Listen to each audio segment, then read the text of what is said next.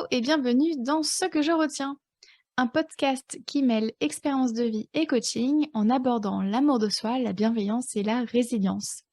Je m'appelle Camille et je suis coach de vie certifiée. C'est parti!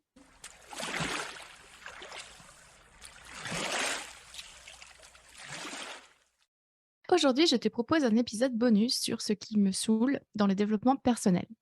Alors accroche-toi, ça va aller crescendo. Tout d'abord, ne me fais pas dire ce que je n'ai pas dit. Je trouve que le développement personnel peut être très utile à plein d'égards. Ça permet une meilleure connaissance de soi, ça permet d'atteindre ses objectifs, qu'ils soient personnels ou professionnels, ça permet de vivre une vie qu'on désire et qu'on aime. Quand je me suis intéressée en fait au dev perso, j'ai eu l'impression d'ouvrir le sac de Mary Poppins. La quête de soi est infinie. Quand il y en a plus, bah, il y en a encore. Le dev perso m'a permis de faire la paix avec mon passé, d'apprendre à me connaître, de m'affirmer, de franchir le pas dans plusieurs domaines et surtout de m'échapper de prisons mentales créées par la société, la famille et par moi-même.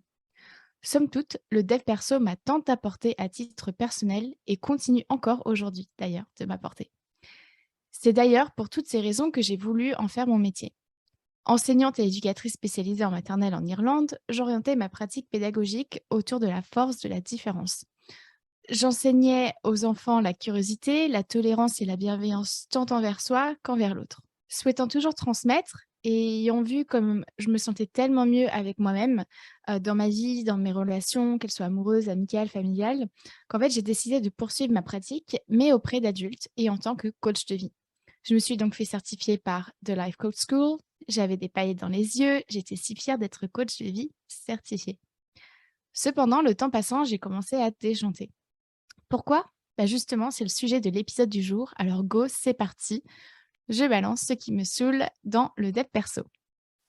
Tout d'abord, il y a des injonctions qui m'insupportent. Celle que je ne supporte plus de lire ni entendre, c'est devenir la meilleure version de soi-même. Je trouve cette injonction tellement toxique puisqu'elle sous-entend qu'on n'est pas assez bien, qu'on doit s'améliorer. Du coup, bah, on se dénigre hein, et on se dévalorise. Pourquoi se comparer à ce qu'on était hier, en fait, hein?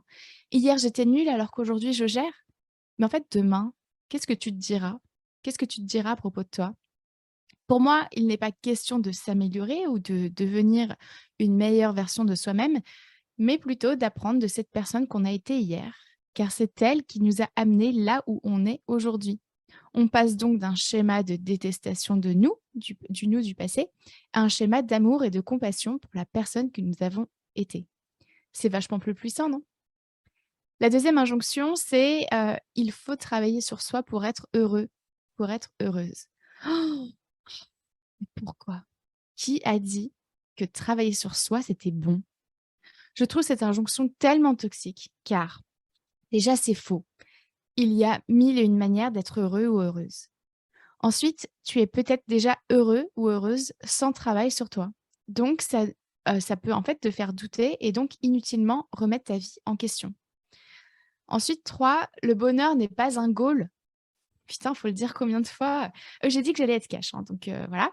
Le bonheur, c'est pas un goal. Chercher à être heureux H24, c'est un leurre. Sans émotion désagréable, il n'y a pas d'émotion agréable. Les 2 sont nécessaires et donc utiles.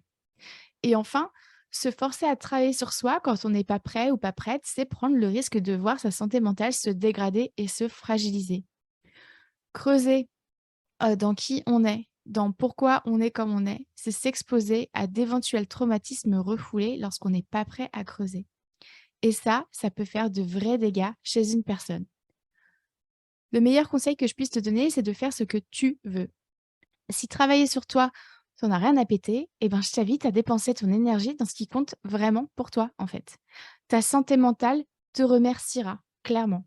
Ensuite, si tu as envie de travailler sur toi, mais que tu flippes, de voir ce que tu vas y découvrir, eh bien, écoute-toi. Peut-être que ce n'est pas encore le bon moment pour toi. Enfin, tu as aussi le droit d'aller à ton rythme et de travailler autant ou aussi peu que tu le souhaites. J'ai la croyance que un peu vaut mieux que zéro. C'est-à-dire que si tu as appris un truc sur toi et que ça te suffit, eh bien, ne creuse pas plus. C'est une chose de plus que tu n'avais pas auparavant. En résumé, travailler sur soi n'est pas un devoir, hein, ni une obligation. Et ce n'est d'ailleurs ni bien ni mauvais, hein, de choisir ou non d'entreprendre ce chemin. Pour moi, travailler sur soi, c'est un choix et c'est kiffant.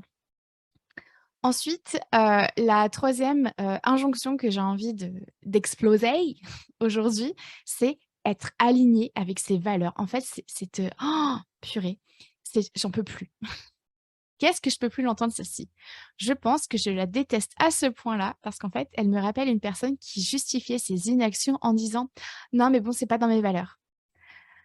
Tu l'as peut-être remarqué à travers, mon entreprise et donc ce podcast, je suis transparente, hein. Eh bien, rassure-toi, dans cet épisode, je ne vais vraiment pas déroger à la règle. Je trouve que justifier ses inactions par son alignement avec ses valeurs, c'est chier à la gueule des gens, encore plus dans le milieu professionnel.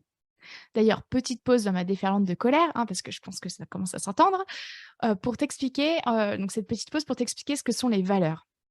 Les valeurs sont des principes importants à tes yeux qui font que tu te sens bien, heureux ou heureuse et t'apportent du confort.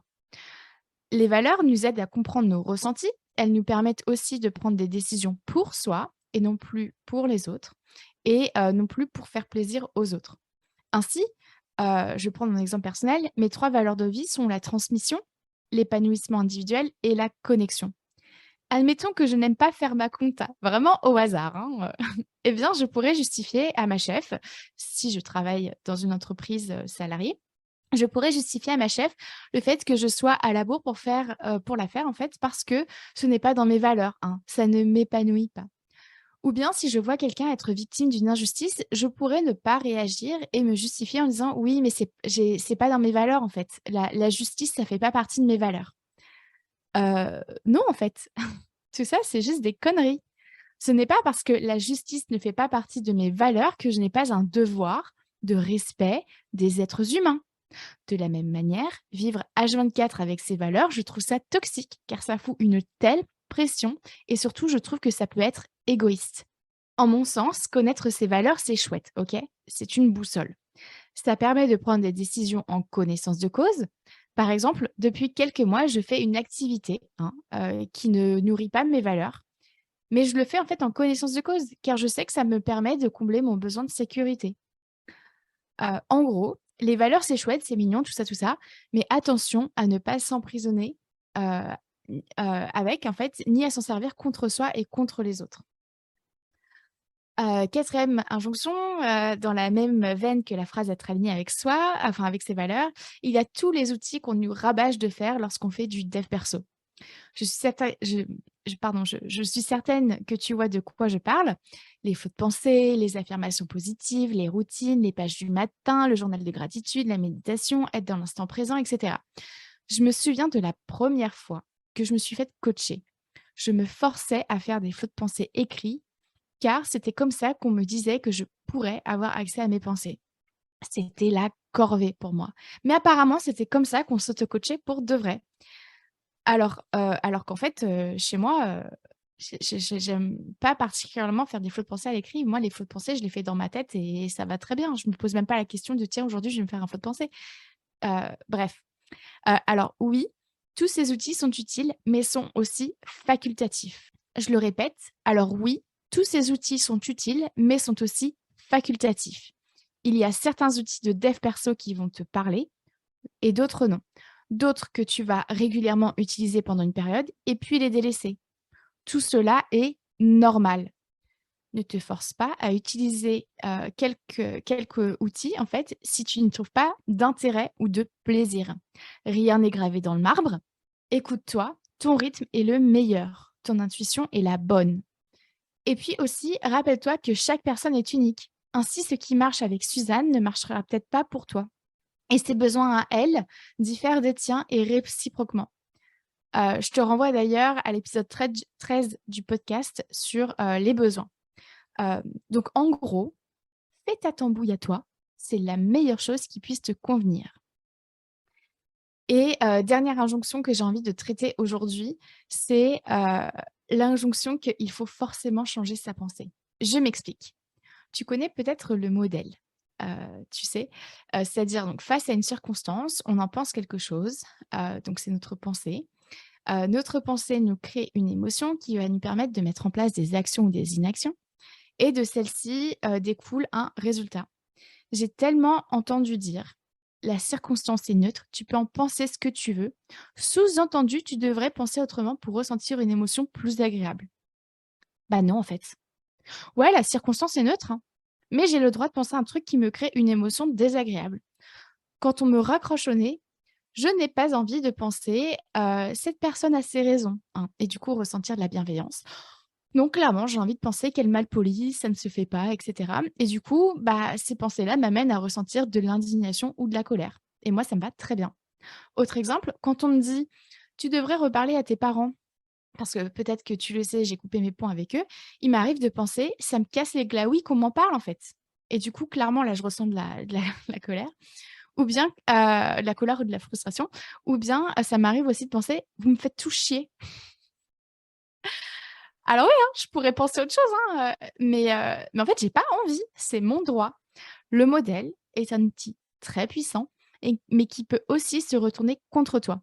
Alors utilise-le avec curiosité pour comprendre ce que tu traverses.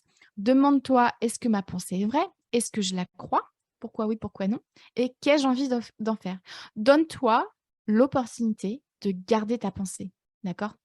Tu n'es pas obligé de la changer. Bon, voilà, je respire. Tu le vois pas là, mais déjà j'ai la voix qui s'enraille parce que je sais exactement quelle partie, de l'épisode je vais aborder et il y a mon corps qui me dit: «Ah Camille, tu es sûre que tu vas en parler?» Eh bien oui, du coup, je tousse un petit coup,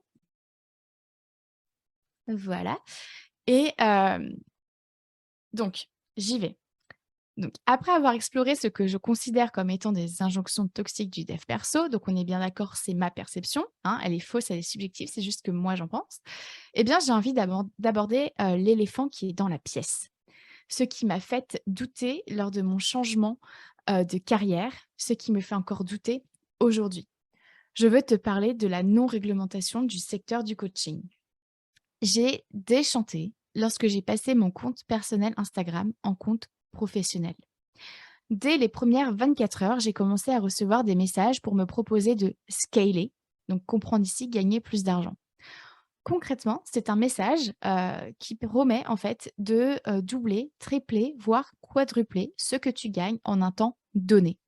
Ça peut être en 2 mois, 3 mois, 4 mois. Bon, là où j'ai de la chance, c'est que je suis sensibilisée aux arnaques et du coup, je sais fuir ces comptes, mais c'est pas le cas de tout le monde. Mais en fait, le véritable problème que ça soulève, c'est qu'en fait, n'importe qui peut être coach et ça me désole toujours autant, mais c'est triste de remarquer cette réalité, en fait. Il n'y a pas d'harmonisation, des qualifications. Il n'y a pas d'obligation ni de compte à rendre à qui que ce soit. C'est d'ailleurs un métier, le dev perso, qui rapporte tellement d'argent et c'est pour ça qu'en fait, on reçoit des messages sur Insta pour nous faire, scaler du coup, c'est parce que c'est un système qui profite, énormément en fait. Le 8 novembre 2021, je postais ceci sur Instagram: «Quand je vois des personnes qui s'autoproclament coach et qui manipulent leur audience en leur disant ce qu'elle a envie d'entendre, ça me fout la gerbe. Toute cette manipulation pour s'en, mettre toujours le plus dans les poches, c'est écœurant, hein, et je me sens tellement impuissante face à ça». Bien sûr que c'est tentant de mettre tout le monde dans le même panier et de faire un rejet complet du coaching. Je le comprends tellement, je suis dans le même bateau. J'ai peur. J'ai peur de me lancer dans ce secteur où on entend tout et son contraire. J'ai peur d'être catégorisée comme une coach de plus dans un milieu de charlatans. Aujourd'hui, avec le recul, ça va faire quasiment 1 an que j'ai écrit ces mots-là. Je les là, tu le vois pas, mais j'ai la main sur mon cœur, mais ces mots, ils résonnent encore tellement en moi et hem et j'ai toujours autant la gerbe, en fait, de faire partie de ce milieu-là.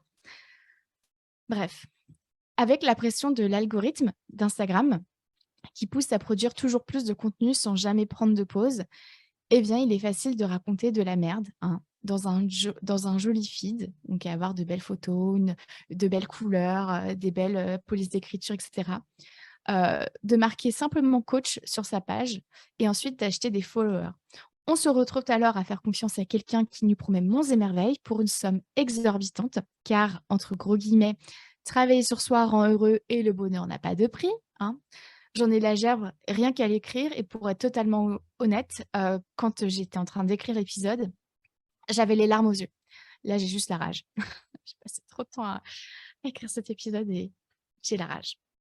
Donc bref, en plus de te plumer, ces personnes peuvent te faire beaucoup de mal, car elles ne savent pas coacher. Elles peuvent alors te faire de la psychologie de comptoir, te manipuler. Tout ça, c'est hyper grave, d'accord? On ne rigole pas avec la santé mentale des gens, avec un G majuscule. Mais malheureusement, ce n'est pas parce que tu es certifié que tu es coach. Pas plus qu'avoir son permis de conduire ne garantit que tu sais conduire. Pourquoi je dis ça? Eh bien, parce que je connais des personnes en fait qui sont coachs de vie certifiés par la même école de coaching que moi, par exemple, mais c'est pas la seule, et qui proposent en fait de la merde. Voilà, c'est dit. Ces personnes vous font dépenser des milliers d'euros pour un entre guillemets «coaching», hein, qui n'est pas préparé en amont. Qui plus est, te promet un truc inaccessible du type: «En 10 semaines, tu vas te libérer de ta relation à blablabla pour la modique somme de 2 000 €». Excuse-moi. Ou encore: «En 6 mois, tu vas mettre un terme définitif à ta prise de poids». Pourquoi c'est problématique?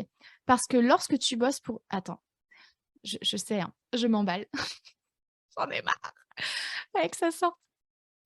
Je reprends. Pourquoi c'est problématique? Parce que lorsque tu bosses pour une entreprise qui officiellement propose du coaching, mais qui dans les faits fait de la thérapie de comptoir sans qualification officielle, tu ne peux faire appel à un organisme extérieur pour contrôler l'intégrité des services proposés. Il n'y a pas de bureau d'inspection du coaching. Donc, c'est problématique aussi depuis l'intérieur du secteur. C'est-à-dire que si toi, tu remarques qu'il y a des pratiques qui ne sont pas éthiques ni intègres, qui sont même dangereuses, je le répète, qu'il y a des pratiques qui sont dangereuses, tu ne peux faire, tu n'as pas de recours possible, en fait, de recours légal possible. Donc, c'est problématique aussi à ce niveau-là. Et c'est la même chose pour les clients et les clientes. Si les clients et les clientes remarquent qu'il y a des pratiques qui ne sont pas normales, bah, elles se tournent vers qui en fait? Personne. Ensuite, marketer que tu vends un programme d'accompagnement, de coaching et de thérapie de groupe sans être légalement autorisé à faire de la thérapie de groupe, c'est très grave pour les clientes. Pourquoi? Eh bien parce que la personne qui délivre un accompagnement peut te manipuler et te mettre sous son emprise. Parce qu'elle peut soulever des traumatismes sans avoir conscience de tout ce que ça implique en fait. Ça peut détruire des vies. OK? J'ai vu cette pratique se dérouler sous mes yeux. J'en ai hurlé, pleuré, cassé ma voix, j'en ai été physiquement malade. J'avais besoin de dénoncer ça. Mais vers qui se tourner en fait? Personne. Putain, le secteur du coaching a besoin d'être réglementé en fait, pour justement encadrer, toutes les pratiques et s'assurer de l'intégrité des coachs. Je sais pas combien de fois il va falloir que je le dise, mais putain, j'ai besoin de le dire. Hem, Ensuite, en nous manipulant, en nous disant, ce dont on a besoin d'entendre, pleurant avec nous, ces entreprises, en fait, nous manipulent. Elles se font de la thune sur nos malheurs. Elles nous font croire que la solution à tous nos problèmes est forcément chez elles. Elles nous le disent à travers de longs paragraphes sur leur site internet, prenant soin de choisir de belles tournures de phrases qui sonnent bien, mais qui pourtant sont floues, hein. Ça sonne creux, ça veut rien dire. Ce sont des beaux concepts, voilà, mais c'est de la rhétorique pure et dure. Et j'ai même déjà vu une entreprise qui reprend tous ces mécanismes toxiques et en plus, a le culot de te promettre aucun résultat après l'accompagnement de coaching et de thérapie de groupe. Oui, oui, oui, oui, oui, tu as bien entendu, c'est écrit «aucun résultat» sur le site internet. Ah et bah, bien entendu, hein, on te fait payer une somme exorbitante pour une qualité qui laisse à désirer et qui peut en plus te faire du mal psychologiquement.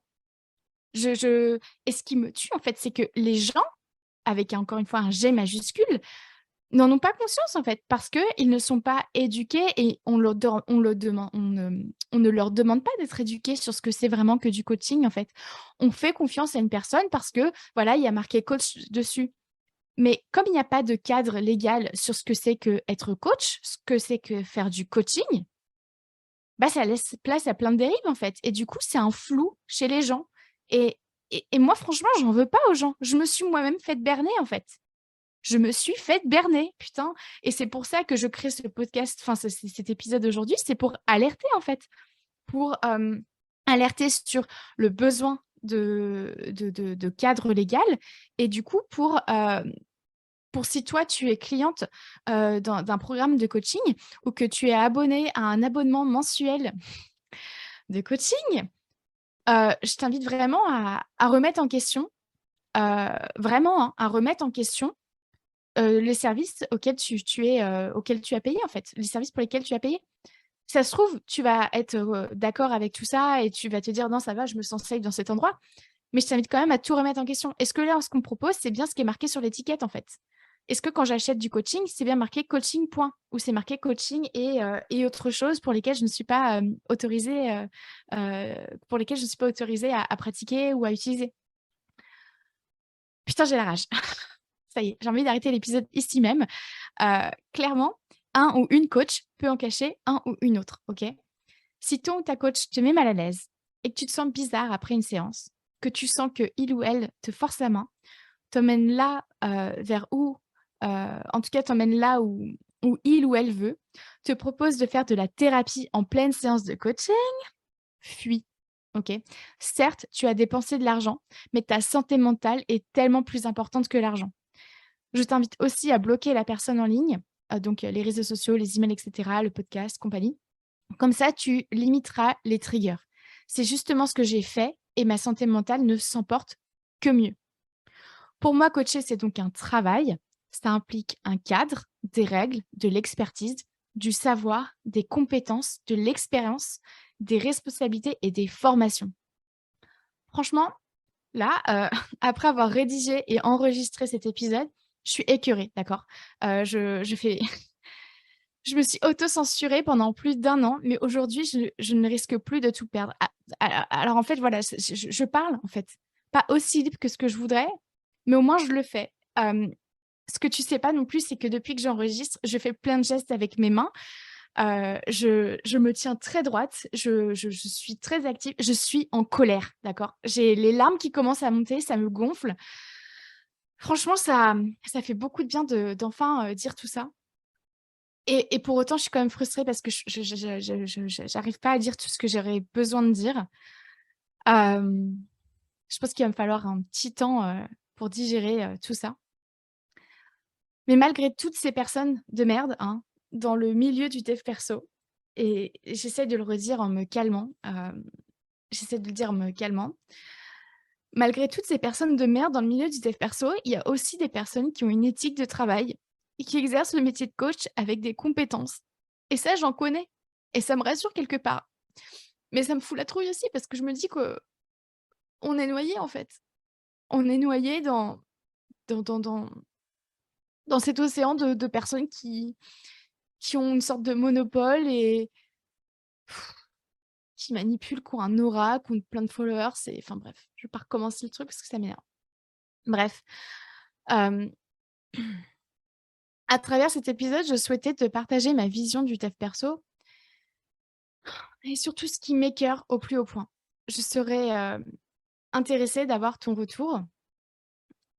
Donc voilà, qu'est-ce que toi tu penses du dev perso? Est-ce que tu as déjà vu des pratiques toxiques? Quelles injonctions du dev perso te saoulent et cetera?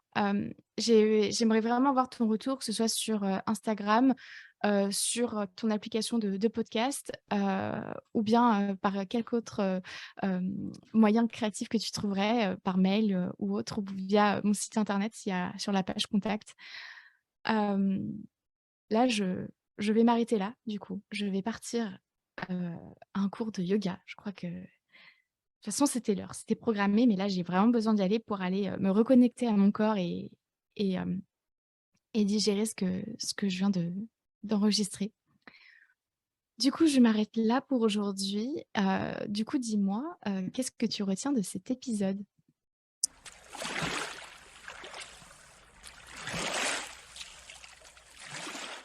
Merci à toi d'avoir écouté cet épisode jusqu'au bout. Si tu souhaites en savoir plus sur mon travail, rejoins-moi sur Instagram sur la page La Coach Camille, ainsi que sur mon site internet www.lacoachcamille.com. Prends soin de toi.